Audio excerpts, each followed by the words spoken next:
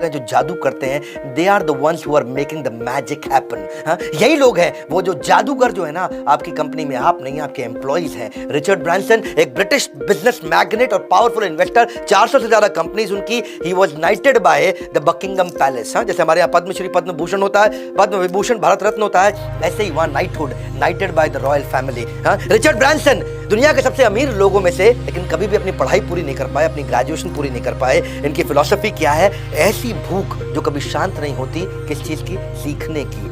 इनसेशिएबल apatite for learning. ये ज्यादा पढ़े लिखे नहीं थे, लेकिन इनकी फिलॉसफी क्या है? Extraordinary service to first employees second client. पहले एम्प्लॉय की एक्स्ट्राऑर्डिनरी सर्विस, उसके बाद क्लाइंट की एक्स्ट्राऑर्डिनरी सर्विस। उनकी वर्जिन एयरलाइन हवाई जहाज उन्होंने बहुत उड़ाए हैं, वो बहुत सफल इसीलिए हुए क्योंकि वो उनके नेचर का एक्सटेंशन था।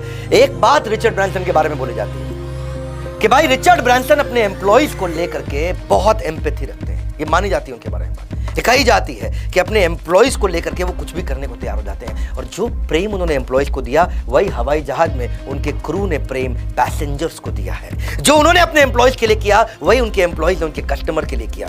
इसकी प्रॉब्लम क्या थी?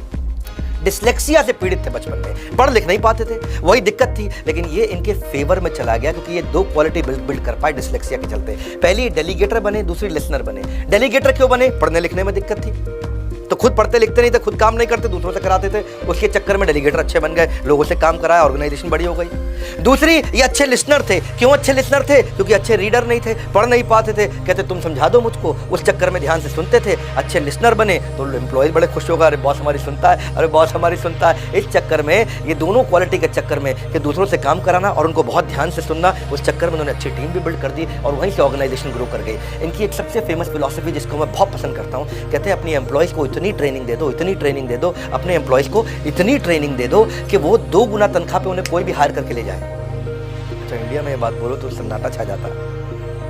इतनी ट्रेनिंग दे दो एम्प्लॉय को कि 2 गुना तनख्वाह पे दूसरा आदमी हायर करके ले जाए, लेकिन उसके बाद उनको इतना प्रेम दो, इतना प्रेम दो कि 5 गुना तनख्वाह पे भी कभी छोड़ के ना जाए। हाँ, ये है मेन मुद्दा। ट्रेनिंग तो खूब दे दो कि डबल सैलरी पे भी चला जाए, डबल सैलरी को तुरंत मिल जाए, कोई भी आए डबल सैलरी पे उसको उठा के ले जाए, लेकिन प्रेम इतना दे दो कि 5 गुना सैलरी भी दे तो छोड़ के ना जाए। हाँ, ये थी इनकी फिलॉसफी।